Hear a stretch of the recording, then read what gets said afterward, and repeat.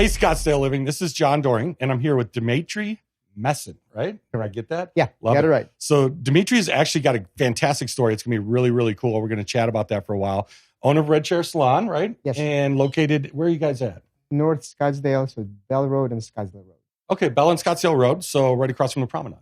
Yeah, pretty actually close. directly across the street. Yeah, perfect. So Dmitry, amazing story. You've been in this business for a long, long time, but you came over from at the time was the USSR, right? Yeah. So bring down that wall, Mr. Gorbachev. Was that kind of the time? That's what it was. And we were leaving during the revolution. Right. And my father and I, we were not even sure if we were able to leave. Sure. So we left with 2 bags, duffel bags. One had, he's a jeweler, had his jewelry equipment. Right. Another bag had clothes for him and I, and $90.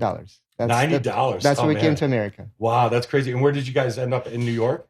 Well, we came through New York through immigration. And then my aunt was here. She was our sponsor. So we came to Chicago. Okay. So we lived with her for a little bit. And then she moved us into a separate apartment. Okay, cool. So I started in Chicago. Cool. So that was a little stressful, right? Was it nervous, scary, exciting? More exciting. And because in the early 90s, like late 80s, early 90s, so when the wall came down in 88, we were able to see the West. Yeah. And videos and pictures. Of an eye-opener, so right? The first movie I saw was Commando with Arnold Schwarzenegger. I want to go to America. I want to see high rises. So when we came I don't know if that's the best representation of America. It's a good one. So that and 48 Hours with Eddie Murphy. Oh, yeah, totally. Well, there you go. You got both of them. That's excellent. So when we arrived in Chicago, she brought us to a suburb where she lived, and there were like 1-story houses. I'm like, this is America? Yeah. This is not what I imagined. I want to see high rises. So a couple of days later, she brought us downtown. Like, I fell in love with the city. Like, wow. This is where I want to live. This is true America, and that's what I want. So how long did you end up being in Chicago? 30 years. We just moved from 91 until 2021. Oh, wow. That's crazy. So that was a long haul in Chicago. Yeah. So your dad being a jeweler, kind of unusual that you got into the hair business, right? Part of it is because I was lazy. Okay. I finished high school in Soviet Union. I finished first year of college there. Sure. Came here at 17. They put me back into high school because I was at that age, and unless I didn't speak English. Sure. I still don't speak English. You're doing fine to me. I'm doing better. No, just kidding. Sorry, I have ADD. I lose track of totally. So we're talking about you going not into the family business. So when they put me in high school, I became sophomore. Yeah. And I spent 3 more years in high school here. So I was graduate and I was almost 20 years old. Oh, that's great. I did not want to be in school anymore. I felt like I paid my dues. I want to be out. And a lot of my Russian-speaking friends were taking ACT tests. And I remember how stressed they were. And I felt that I'm not as intelligent as they are. I'm not gonna get into college like Loyola, DePaul. Right. Yeah. So I was trying to find an easy way out of the education. And one day I was thinking of going to jewelry, but then I learned that I had to take gemology and physics and chemistry. Like, I don't want to do that. I love it. You learn the trade and you do it. Yeah. So one day I came home and they were doing makeovers. Early 90s, they were doing very primitive makeovers on talk shows, like Janie Jones, Maury Povich. Oh, yeah, totally. And at the end of the show, the salon owner was from New York. He brought a staff onto the stage. I wasn't impressed with the work that they did, but I was impressed with the girl stylist. The guy said that we travel, we do fashion shows, we work with models, we travel. So it sounds amazing. I want to travel. I like good-looking girls. I'm going to do hair. I talked to my counselor in school. She said, you know what? I'm not going to go to college. I'm not going to take ACT test. I want to do hair. She's like, are you sure? Like, I'm not sure, but I'll try it. Yeah, totally. So she brought me to a local beauty school, and I finished high school, started beauty school pretty much right away. First 6 months, I was the only guy there. It was good. Yeah, totally. It's a great way to meet ladies. Yeah. I started learning the craft. I really enjoyed it. And then 6 months down the line, there was another guy who joined beauty school. And 2 girls came in to do a presentation for a salon that just opened up. They were hiring apprentices. So they're kind of recruiting. Yeah. And Tony, that guy, he said, I work for this company, but in a different location. So there's a brand new location. You should get a job there. Wow. So I went there, interviewed, got hired pretty much on the spot. I mean, doing laundry, and sweeping floors and watching. So I became an apprentice. So after beauty school, I would go to salon to do sort of the ground work. Sure. Yeah, and totally. I still... But you got to learn from the ground up. Absolutely. Right? And I finished my training after being at the salon apprentice for almost a year. Then eventually my mentor, she got married, she got pregnant, she left. So I took over her position, being an educator for the company. Sure. I worked there for 10 years, and I've done the Janie Jones shows and Oprah. And well, that's the crazy thing. So it could have taken a path where, like, you know, you're just sitting in the salon in Chicago somewhere, and that's your life. But you've taken this thing to the next level. I mean, you've been all over the world doing this, right? Yeah. I mean, again, my dreams, my goals is to travel. Sure. And I did create a passion. Like I never in a million years imagined to do hair. Right. Back in Soviet Union, just going to track back, I was into sports. That was my sort of career. I was getting paid by the government because I was representing the country. I did pentathlon. Oh, wow. Okay. And I was, I don't want to brag, but I will. Totally. I was a champion of Ukraine 1990. Oh, that's incredible. And then I was picked for the Olympic training for 96 Atlanta Games. But then we left. The Soviet Union fell apart, and then we left. So the Olympic dream fell through. Away. That's a bummer. So remind me again, what is a pentathlon? What's the event? Swimming, running, horseback riding, fencing, and shooting. Wow. So there's 5 disciplines, all done one after another. So almost like triathlon. Right. But there's still break between each. Yeah. And you throw a horse and you throw shooting in there too, right? Yeah, that's a lot. So how do you get involved in something like that? Again, there was a recruiter, a coach came into. I was in 4th grade, and he was recruiting boys and girls for pentathlon. Oh wow, that's really crazy. And so I decided to try. There was like 16 of us, boys and girls tried, and by the time I left in '91, there's only myself and another guy left. Everybody just faded out. So what a crazy journey. So you're in the Ukraine. You're participating in the pentathlon. You're an expert at it. You know, you win, and all of a sudden you're in the United States and you're doing hair. Well, in high school, I swam and ran for high school because I still swim and run. Right. Okay. I don't ride horses, I don't fence, and I don't shoot. Totally. Still keeps you busy though. So tell me, in your journeys, your travels in the hair industry, in the salon industry, I understand like Italy was really a calling for you. Is that right? Yeah. So first time I went there in 2000. Okay. And I love history. Like I said, I like traveling. Since school age. Sure. I always enjoyed history and geography. Right. Those are my 2 favorite subjects. And teachers were also. It also depends on the teacher how they present the subject. Yeah, That's what math and geometry I hated because I hated the teachers, so I hated science. Totally. So geography and history I did enjoy. So I guess maybe that's they implanted this travel bug in me. Like I always wanted to see the places and ancient ruins and different cultures. I love it. So the Coliseum's kind of a trip, right? Because it's in the middle of a subdivision. You know, you get there and it's beautiful, it's amazing and all. But I was just always kind of blown away about where it is. You know. Yeah. So in 2000, when I was working at Chicoche, it was a Mara Chicoche, it's a big salon that I worked in Chicago. I had opportunity to go to London at Vidal Sassoon Academy. Okay. So from London, a couple stylists and we went to Italy, and I just fell in love with Rome. Yeah. Like it was just, and we traveled not extensively, but a few other cities. But Rome was my favorite. Yeah. And I went back many different times, and I said, okay, I didn't set up a goal, but it's like, I do want to live here. I want to work here. I like the fashion. I like, I guess, the warmth of the people. Food, really, I don't care. I mean, I like Italian food, but I'm not a foodie. I just need to eat, and I can go. Like, I can't sit in a restaurant for hours.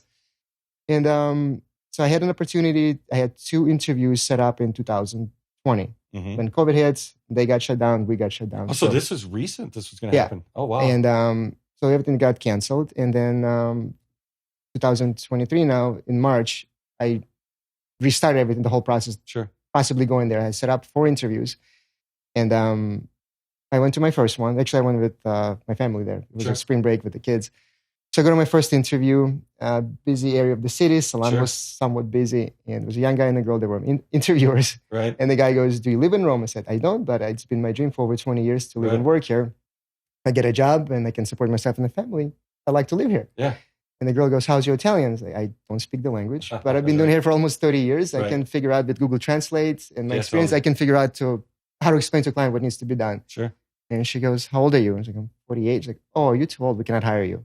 Like straight in my face. Oh, wow. So you're not in the United States anymore, right? No. We're not going to say that here for sure. My jaw dropped, but I'm looking at her like, "You look good, but very old." Yeah. I'm like, "Oh, thank you for rubbing it in." That's hilarious. So like, well, I'm not going to waste your time. I'm just going to go. Thank you for your time. So I left. I went to 2 more interviews after that.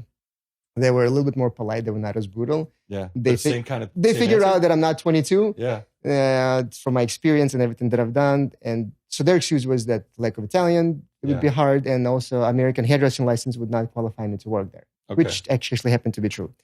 So I left, go to my 4th interview, and I find this salon. And I've been talking to this guy through Instagram a little bit, but not about job, just chit-chatting. Sure. So I find his salon and I said, "Massimo, I went to 3 interviews today. I don't want to waste your time. I don't want to waste my time. I'm 48 years old. Do you have a chance?" He goes, "No." It's like, but come in, I'll explain to you why. Wow. So we walk into the salon. He showed me his salon. It was a small salon in a busy area. Yeah. And he said, Italy is a socialist country. Yeah. Like, if as an employer, if I hire you at your age, I have to put in 2,400 euros each month for your retirement. So that money is going to come out of my pocket. So you're not profitable. You're not going to be busy. You're not going to bring me that money. Yeah. So on top of that, I also pay you 1,600 euros your salary. Right. And you can work 7 days, 3 days, 1 day. You can do 1,000 clients a week or one client. You're going to get same amount of money. Doesn't matter how much you work. And so it's just, so 4,000 euros I have to take out of my pocket for you to be here. Right. And it's going to take you years and years to build clientele. So you're not hireable. Yeah. Like in Italy, when it's like in France, Portugal, Spain, it's very similar systems. So people that live in the countries like that, we already understand how system works. Yeah. So we don't jump from job to job to career to career. Yeah. Usually ages between 18 to 22. You figure it out. You figure it out. So if you end up at the front desk at the hotel, that's what you're going to be doing for the next 50 years. Yeah. Because the more you jump, the less chances someone's going to hire you. Sure. So, I mean, he explained to me how the system works. Yeah, I'm not mad at Italians. I'm not mad at their system. So that's got to be kind of crushing though, right? It was disappointing, but... It is what it is, but yeah. So I came back and now I'm 100% dedicated to building my clientele and business in Scottsdale. Well, you ended up in a good place. It can, it's pretty good so far. So how's it been going here in Scottsdale? I mean, you've been here since 2022? 21. 21, okay. This has been actually July 11th was 2 years. Okay, good. It's knock on wood. It's been good. So did you start your own salon right when you moved here? Salon, like suite, one of the salon studios. Okay, yeah. So it's 2-chair little studio. Sure. I have passion for my craft. I love what I do. Yeah. And clients refer me. Scottsdale Living Facebook page also helps. I get some referrals. Actually, just yesterday I had a client. I saw people talking about you. She wasn't inquiring about the service, but she saw it. So I decided to give you a try, and she left happy. So it was good. Really cool. So kind of word of mouth is how you've been building the business. Yeah. Okay. And I was just in LA doing Swim Fashion Week. I got invited to New York for New York Fashion Week. So how does that happen? Is that just people you have to know? It's connections do help. So I met one girl at last LA Fashion Week in October 2022. Okay. So she works for another production company. Mm-hmm. And she says, why don't you try working with us? So she invited me. I came in June. Sure. It was good. And they saw my work, they saw my performance, and said, you can come with us in New York and back in LA in October. So sure. And again, tell us about what goes on at Fashion Week. I mean, is it madness? I'm an adrenaline junkie. Yeah, I need that hectic. Right. I like being behind a chair, doing like everyday work. Right. But I also like a little bit of craziness. It's I guess there's creativity involved, and I guess the rush. I just like that.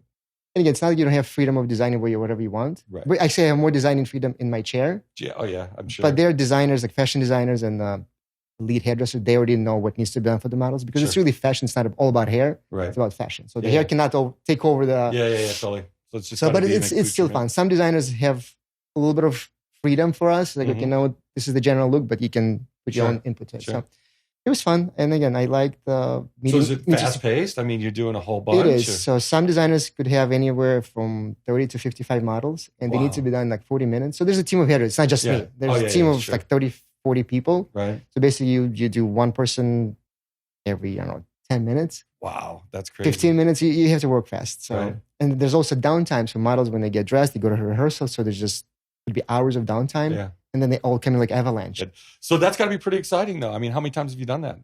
I've done New York twice. Chicago a few times. I was also lucky enough to do Tokyo. Okay. Oh, wow. That's cool. And I know this. I mean, he's my mentor. I always look up to this guy. Sure. And in May, I went to Vegas to take a class in avant-garde hairstyling. Tell me a little bit about that. So cool. Yeah, her name is Sharon Blaine. She is retiring this year, so she's doing this world tour. It's called Going Out in Style. Right. And that's kind of cool. Yeah, so I took class with her, and I saw when I entered the classroom or the salon, I saw my mentor taking a class from her. Oh, wow. So it was such a pleasant experience to see him there because I look up to him. You had no idea it was going to be there? No, absolutely no. Yeah. It was a surprise. So, yeah. And where does he work at? He's a freelance makeup artist. He's also a global director for Wella. Okay. So he travels everywhere. He teaches classes globally. Sure. But he's sort of, I guess, works in LA all the time. He has a little salon studio in LA. But he goes to New York. He goes everywhere. Sure. All the time. So I like to be him. Oh, yeah, totally. It sounds like a pretty good job. So I got to imagine, I mean, I just can't believe like that. You go into the average salon with the average, salon hairdresser that you meet. There's no way they can have done the things that you've done in the places you've gone. I mean, that's extraordinary. Yeah, there's some people fall into a rut and they just stuck, they do the same thing because it's a constant money, you get your regular clients. But they don't evolve, right? I mean, I don't want to bring anybody down, but yes, totally this is what I'm noticing in the industry, especially with the younger generation. Mm-hmm. And I am old. so when I had a salon in Chicago, we had 32 employees. And in the last few years before COVID, it was really hard to get apprentices because when we go to beauty school to do presentation to hire apprentices, like when I was hired, everybody decided to this salon suite industry. It's sort of, in a way, I think, like ruining our industry. Sure. Because there's no more apprenticeship. They finish beauty school. They think know everything. They watch YouTube videos, Instagram, like, I'm the celebrity stylist now. Yeah. And there's no continuing education. So they stuck with what they learn. Some do, but majority I feel not, and they want to make money right away. It's not about money. You need to, if you want to have your own business, you have to do the grunt work. You have to know how to do, not necessarily towels, but manage everything and start from, you see how the business operates. Right. So well, I mean, it's like any other business, right? You really need to know it top to bottom. Yeah. And if you don't, your chance of success is probably a lot lower than if you know what you're doing, for sure. Yeah. Yeah. What would you say have been some of the biggest challenges as a business owner, independent of industry, just in general? As a business owner, being independent is getting new clients to the door. I don't want to sound cocky, but I know what I do, and I can maintain clients. I can impress them. Sure. And I can retain them. Yeah. And again, it's still difficult. Not everybody, you can make 100%, you can make people 100% happy, right? Yeah, totally. There's always, but knock on wood, thank God, thank you, universe. Sure.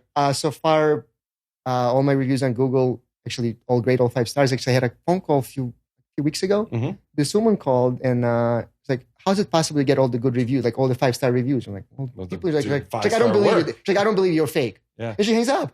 Wow, really? Okay, yeah. She just called to give you that? So Just a little help? Like, how's it possible? Like, I don't write reviews, I send the clients. And so you need to call her back. It's like, come on in. No. It's like, that's crazy. So by doing good work, right? So that's how they work. So I guess modern technology, modern days, reviews are like everything now. Yeah, people read that. So you have to be on top of your game. You have to be continually learning and improving and growing. Right. As far as those are good tips and tricks there. So as a business owner with all 5-star reviews, what do you do to get are you asking people for them, or you kind of push that a little bit? You know what? I don't push. Okay. I do. If I see, everybody leaves happy, but if I see this super excited, usually when I do the makeover, like if I do complete change, I can see this excitement in their faces and in their impressions. So I do ask them, if you don't mind, if you could write a review, it would help me to grow as a business. Right. So it's cheesy. I never, like in Chicago when I had a salon, we never done that. Right. It was just, we had a reputation. Salon was busy. Sure. We had good staff because I trained them from the moment they hired until they get on the floor. It was a year, 6 months to almost a year and a half. Oh, wow. It depends on, everybody learns in different pace and they have different talents. But it's sort of, it wasn't my name on the door, but it was my name on the door. Right. So I want people to, when they come in, I want them to leave happy. I don't want to have bad reviews. So it was my reputation for the salon, even though someone else does the job, but it's my reputation when they finish the client. Yeah, 100%. So I was very, I guess that Soviet bring totally. You have to work hard to get something. You have to work hard. Totally. So I didn't baby people, and I was told that I made people cry. Sorry if anybody watching. It was not my intention. I didn't want people to cry.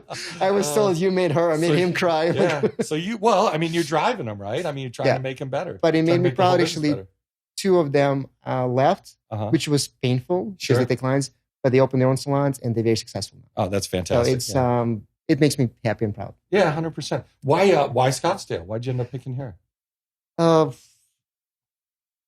Demographically, I was told this is a more prosperous area. Okay. In Arizona, and my in-laws live in Glendale. Okay. And I was told Scottsdale, this is where the money is. And in Chicago, my salon was in a very prominent.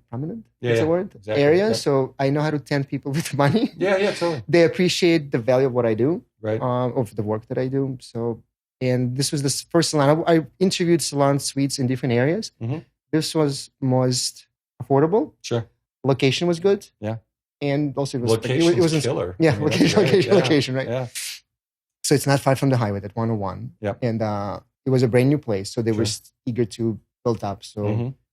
And it was probably the most affordable in best area. Yeah, yeah. So that's why I chose. But good for you. Yeah. That makes total sense. Yeah. So as a business owner, you just broke it down and said, this is where the money's at for what my service is. And this one I'm going to pick. I don't know if it's wrong to say that, but no. You know what? It's brilliant. It totally makes sense, rather than just randomly stumbling And I don't around. want to tell the people that work at Borix, they do $15 haircuts, they're bad hairdressers. No, there's sometimes the people, sometimes they just, the mentality like, you know what, I'm stuck here and I can't jump above my head. Like, no, you can jump above your head. Sure.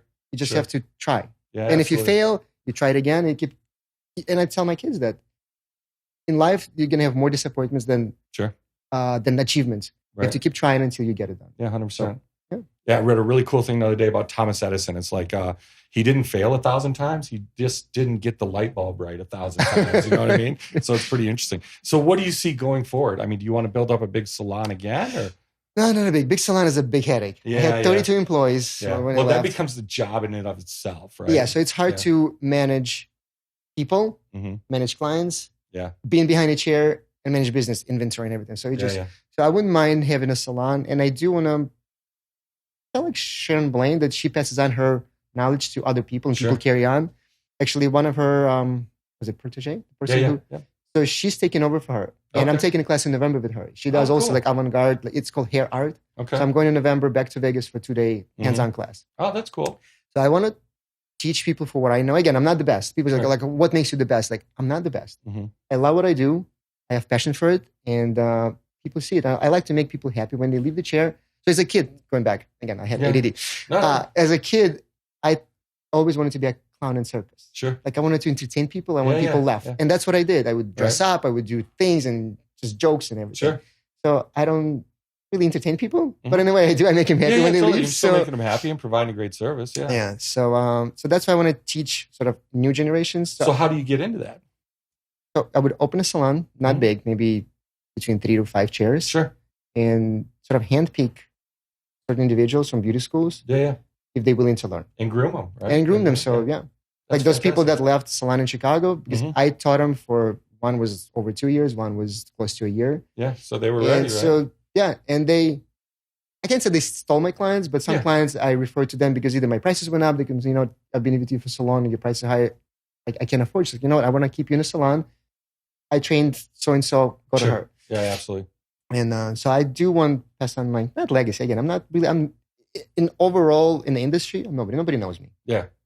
Some people do, but sure, I'm just a little guy. Okay. But I love what I do. So I want to pass on my knowledge to other people. Yeah. But I mean, I think you're downplaying it a little bit, because for all the travels you've done and the schools you've gone to and all the people I think you're a little bit higher up than nobody knows you in the industry. But you know what? Because I look up to some people and people know them. Yeah. Again, I'm not looking for the Instagram. Like I don't need 1,000 likes. Yeah. But there's a guy, Monir. He's a hairdresser from Lebanon. He gets close to 1 million likes. Oh my gosh, that's crazy. Likes. So it's not I know it's not fake. I mean, you can get fake followers, like 10 million followers. Right. But to get almost 1 million likes. Yeah, that's people actually looking at it. Yeah, people looking at it. And that's people crazy. 1,000. So I get 30, 40. Well, we can work on that. I started with 5. So yeah, totally. You're moving up. You increased 600%. That's fantastic. So do I like fame? Not really. I don't know what I want. So. Yeah, well, I mean, it sounds, the training thing sounds really, I've always liked that myself. Like, I love mentoring people in the real estate industry, in the business, because you just like to see them succeed and kind of teach them what they need to do, right? Yeah. I mean, I would imagine, like, when you come out of beauty school, you probably have the ability to cut hair, but you don't have the ability to get clients and run a business and understand the operations. Even cutting hair. So when I became an apprentice at the salon that I was working, after maybe 5-6 months, I felt like I learned enough already, like more advanced cutting, because beauty school teaches you basic, like medical school, law school. When you come out of school, you still need that apprenticeship to learn the skill and the trade. I felt like I was pretty good, and my instructor, she was tough, and she made me cry. Actually, when she left the company, I took over her position, and I got a nickname, that Jessica Jr. Oh wow! People told me that I was as mean as, like, I didn't want to be her, because so there seems to be a lot of crying going on in the business here. Well, to achieve certain things, so it's tough. So people told me that I made people cry. So, and no, we were just talking about the evolution coming out of beauty school and how much you need to learn. So I felt like I was ready to be on the floor, and she's like, no, it's going to take you 10 years before you become a stylist. Like, 10 years? Like, what are you talking about? If I pass you, I'm golden. So I got on the floor. It took me another 5-6 months to finish the test. I mean, I did the practical test for the company, and I became a stylist. And then a year, 9.5 in the career, it just dawned on me, like, you know what? Now I feel so confident. Yeah. I've done so many different types of hair, so many different hair textures, and so many different people. So you're just totally a comfort. It's like, you know what? She was right. 10 years later, like, you know, she was right. It took me 10 years to become a stylist. Yeah, that's crazy. So, yeah, it takes time. So why leave Chicago? It was just, you had enough? It was done? Unfortunately, I had this son as a business partner for 25 years. Yeah, it's a hard part of business, right? I was not allowed in the financial part of the business. I was hiring, training people, changing light bulbs, unplugging the toilets and all that stuff. Right. Totally. He was running marketing and finances, and after COVID, I found out how dishonest he was financially. Oh, man, I'm sorry that happened. I confronted and I lost. Yeah. So my in-laws live here, and I couldn't really stay in Chicago anymore. So my in-laws live here. I heard, actually at that time, the house market was booming. Yeah. So it wasn't probably the best time to move, but I couldn't stay in Chicago, so we moved here. Yep. And that's why I went up here. Arizona don't hate me, but I don't like it here. You don't? I don't. It's too hot. I rather deal with the cold for 6 months than summer for 3 months. I hear you. It's funny. I mean, it's different. Like for me, I came from the Midwest, and I love the heat. I'm good with it. Really? Well, I hate the snow, right? I hate snow and cold, and I hate that slush. That's the thing I hated. Slush is okay, yeah. I rather like shovel snow than the sunshine. Well, you just got to build your salon big enough where you can go back. I'm adaptable. Right? I can adapt to this. It's okay. Yeah, totally. Yeah, you'll get there. So give us like one of your biggest tips as a business owner that you feel like everybody can implement in their business, like they can use. I mean, I'm kind of putting you on the spot. Yeah, you're like, wow, I wasn't prepared for that. Yeah, I know. I wasn't prepared for a lot of things. It's a hard question. But I mean, you've done this, honestly, I mean, you've got 30 years of experience as being a business owner, and that's incredible. I mean, that's a rarity. Honestly, you have to find your passion. Sure. A lot of people, what I find in America, they go to work because it pays good, they have good benefits, but absolutely, they come home miserable. Sure. I one of those few lucky people that actually fell in love with the industry from the beginning. It was a draw of the luck of the draw. Luck of the draw. There you go. So I tried it and I fell in love with the industry and I enjoy it every day. And my dad, jeweler, he doesn't regret that I'm not following his steps. Yeah, totally. Plus he gets free haircuts. There you go. Because you get free jewelry. I do. I do. Good for you. So everybody, this is Dmitriy Mesin. Great talking to you. I really appreciate it. Tell us again, we're at Red Chair Salon. Give us all your stuff. Instagram and Facebook and all that. Instagram is Red Chair Salon. So red.chair.salon. Website, www.redchairsalon.net. Okay. So as I didn't answer the question. You have to be true to yourself. If you have passion for your business, you'll be successful, and treat people with respect. Yeah. Employees, clients, everybody deserves respect. Yeah. I think that's, the respect is you're totally right. But there's also this level of transparency that I think comes with respect. You know what I mean? So it's great advice. Absolutely. Thank you. Cool. Well, thank you, sir. Awesome. It's a pleasure speaking with you. Nice talking to you. You bet. Again, guys, Scottsdale Living, Dmitriy Mesin with Red Chair Salon, and you guys have a great day.